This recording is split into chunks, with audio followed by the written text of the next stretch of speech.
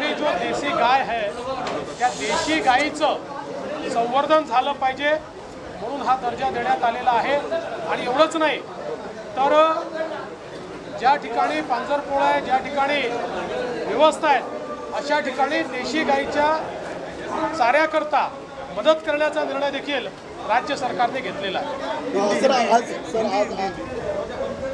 देसी गाय ये हमारे किसानों के लिए एक वरदान है और हमने इसीलिए ये दर्जा देने का निर्णय लिया है। और साथ में हम लोगों ने जो हमारे यहाँ पर पांजरपोळ होते हैं वहाँ पर भी जो देसी गौ माता है उसके परिपोषण के लिए, उसके चारे के लिए मदद करने का फैसला किया है। सर आज महत्वपूर्ण अनुसूचित मेळावा पार पडलेला आहे। संविधान बदलाचा जो नरेटिव्ह विरोधकांकडून सेट केला जात होता तो नरेटिव्ह कुठेतरी फोडण्याचा प्रयत्न केला होता, काय सांगा सर, काय झालं?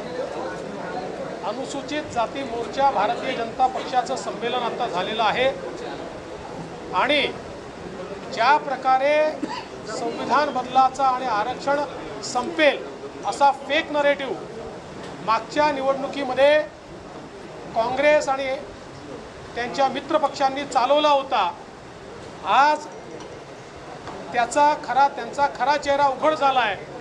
राहुल गांधींनी अमेरिकेमध्ये जाऊन आरक्षण संपवण्याचं जे स्टेटमेंट केलं त्यातनं यांचे खरे दात काय आहेत, त्यांचा खरा चेहरा काय आहे हा समोर आलेला आहे। आणि म्हणून आज अनुसूचित जाती मोर्चाने हा निर्धार केला आहे की एकीकडे राहुल गांधींचं जे सत्य आहे, काँग्रेसचं जे सत्य आहे ते आम्ही समाजासमोर आणू आणि दुसरीकडे आपल्या सरकारने, आमच्या सरकारने अनुसूचित जातीकरता केलेले जे विविध कार्यक्रम आहेत ते देखील आम्ही जनतेमध्ये घेऊन जाऊ।